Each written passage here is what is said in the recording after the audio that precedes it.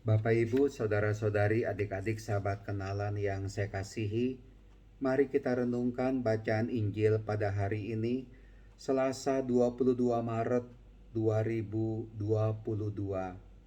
Bacaan Injil diambil dari Matius bab 18 ayat 21 sampai dengan 35. Bapak, Ibu, saudara-saudari terkasih, kembali kita mendengar suatu perintah amanat dari Tuhan Yesus yang bagi saya sangat berat sekali. Kenapa? Karena dari dalam bacaan Injil hari ini kita sudah tahu bacaan Injil. Sekali peristiwa Petrus datang kepada Yesus dan berkata, "Tuhan, sampai berapa kalikah aku harus mengampuni saudaraku jika ia berbuat dosa terhadap aku? Sampai 7 kali?" Yesus menjawab, "Bukan, aku berkata kepadamu, bukan sampai 7 kali, melainkan sampai 70 kali 7 kali." 70 kali 7 kali. Tapi maksudnya bukan hitung-hitungan seperti itu. Maksud Tuhan Yesus adalah, mari kita mengampuni tak terbatas. Sebanyak-banyaknya sampai tak terhitung. Mengampuni, terus mengampuni, terus mengampuni. Dan ini memang sesuatu yang sulit. Ketika Petrus bertanya sampai 7 kali, saya bertanya-tanya, kita bertanya-tanya, bisa kita mengampuni orang yang bersalah sampai 7 kali? 7 kali. Jangankan 7 kali, 1 kali, 1 kali saja itu susahnya minta ampun. Kalau saya, Anda sudah disakiti oleh orang lain, bisa dengan sepenuh hati dalam hati mengatakan, saya mengampuni orang itu. Pokoknya kalau ketemu dia saya akan tersenyum. Kalau ketemu dia saya akan menyapa dia. Kalau ketemu dia saya akan ramah kepada dia.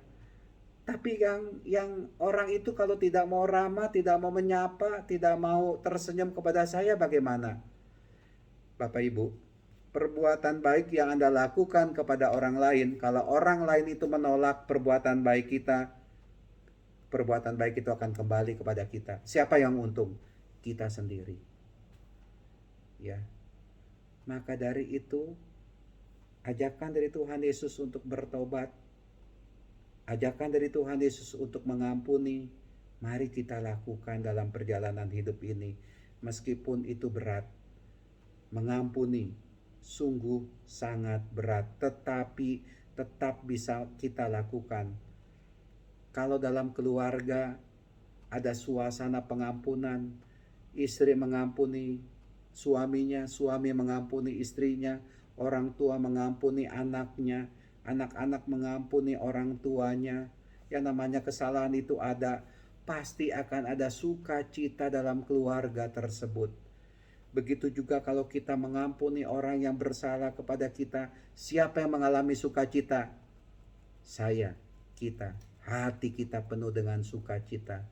Saya pikir inilah dia kekuatan mengampuni, ya, membuat kita bersukacita di dalam kasih Tuhan. Dan jangan pernah mengatakan, saya berat untuk mengampuni orang lain. Kesalahan dia, dosanya dia itu begitu berat kepada saya. Oke, silakan. Tetapi mari kita juga melihat secara jujur diri kita, hati kita, perbuatan kita, perkataan kita. Jujur kita katakan, dosa saya besar atau sedikit? Dosa saya banyak atau sedikit? Dan kalau kita berdoa minta ampun kepada Tuhan, di mana Tuhan mengampuni kita, bukankah kita harus bersyukur dan juga bisa mengampuni sesama kita? Ingat, menjelang Paskah nanti kita akan ada kesempatan untuk mengaku dosa, menerima sakramen pengampunan.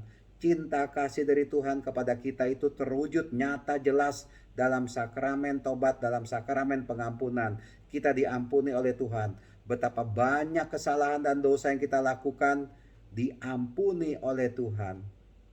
Dan saya pikir Tuhan menghendaki kita juga bisa mengampuni orang yang bersalah kepada kita. Mari kita katakan di dalam hati kita yang terdalam, saya mengampunimu. Jangan ucapkan, saya balas kamu, saya dendam kepada kamu, saya marah kepada kamu.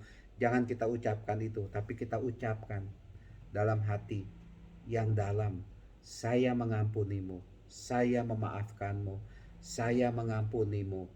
Cinta Tuhan mengalir dalam dirimu. Disitulah kita akan mengalami damai, sukacita, kasih Allah begitu nyata dalam kehidupan kita. Tuhan memberkati kita semua. Amin.